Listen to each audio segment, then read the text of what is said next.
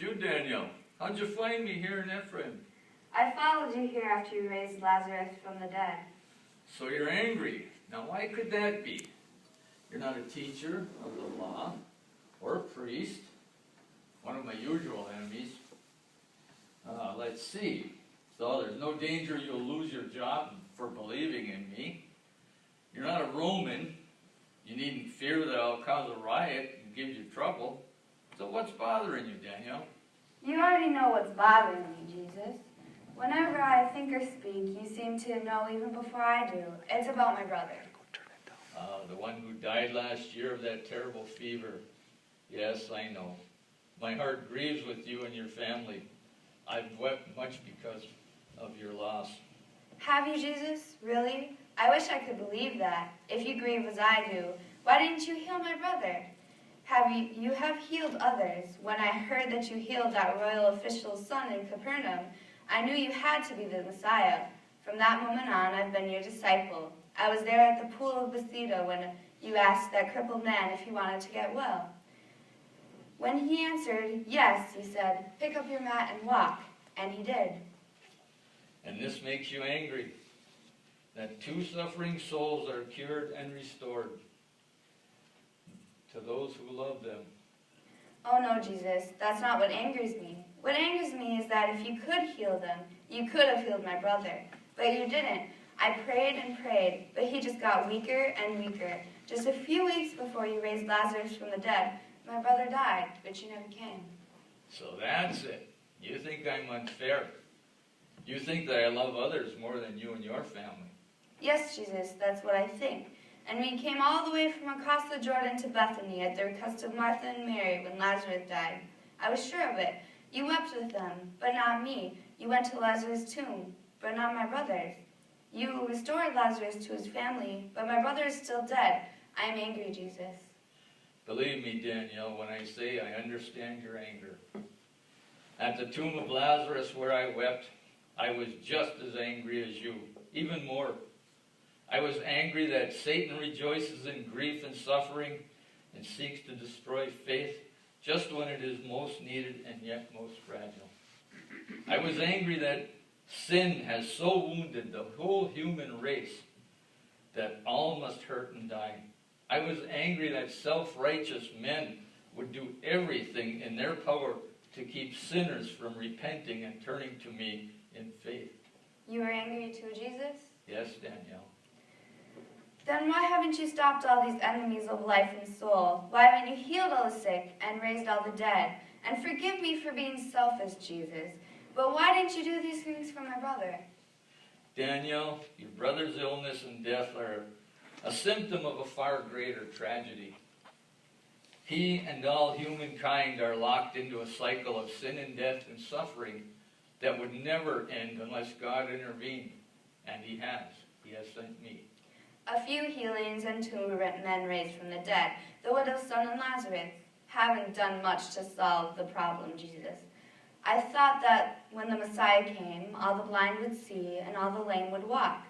I thought no one would ever die young again. The prophet Isaiah told us that in the wonderful day, all God's people would live out their years in peace, enjoying the fruits of their labor, surrounded by their children and grandchildren. Indeed they will. And blessings even far greater than these are in store for those who believe. But the weapons the Messiah must wield to accomplish these things are far different from what most people expect. If I spent every hour of every day healing the sick and raising the dead, I would still not accomplish my mission. Sickness and death and grief would go on and on. Already those whom I have healed are getting sick again, and soon the widow's son and even Lazarus will die once more. It is not a temporary healing or a resurrection that they and your brother need. It is an eternal one. I don't understand, Jesus. The power of Satan must be broken, Danielle. Before a new heaven and a new earth, without death and mourning and crying and pain, can come to pass. What can only one person, you, Jesus, do to break Satan's power? If we could see him, we could take up swords and spears and follow you into battle. But what are swords and spears against a fallen angel? They are nothing against such an enemy. You are right, Danielle. Swords and spears will never defeat Satan. Indeed, they only help him. A different weapon is needed, a weapon despised and reviled by Jew and Gentile alike, an object of contempt in the world, but nonetheless the most powerful weapon in the arsenal of God. What is this weapon, Jesus? It is the cross. God sent me to die on the cross, taking upon myself the sin and the guilt of all mankind. Dying in every sinner's place that Satan might no more have power over them, the power to accuse and to condemn. I am to be pierced for every transgression, punished that you and the whole human race might have peace and be healed. You would do this for me, for my brothers, for others? Why, Jesus? Because God so loved the world that he has given me to die for you. But how will your death solve anything, Jesus? If you are dead, then the devil will have won. You are a good theologian, Danielle. If I were to remain dead, then Satan will have won, and there would be no hope for those who suffer and die. But death cannot hold me. On the third day I will live. That is why I told Martha, the sister of Lazarus, I am the resurrection and the life. He who believes in me will live, even though he dies. So that's it. Because you die and rise again, my brother's death is temporary, and all of our suffering is temporary. Though we grieve now, it won't be for long. Someday there will be a whole new world full of beauty and laughter with no devil and no death. Yes, Danielle. And those will be the days that will never end, as the best of the days do now. I'm beginning to understand, Jesus, even if I had my brother back right now, and we are to celebrate with a great banquet. Soon it would be over. It might be me who would get sick and die, or perhaps my mother, and grief would be with us all over again. But because of your death and the rising on the third day, the cycle is broken. Our suffering and grief are only for a little while. Oh, Jesus, I do understand, and I do believe you. Then you are not angry anymore, Danielle?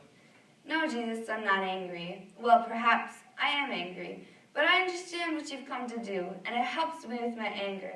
When I think of all the wonderful world that will, without end, that you come to bring, my anger and grief somehow become bearable. Danielle, your present suffering is real, and I feel it just as surely as your brother's death or my own brother's death.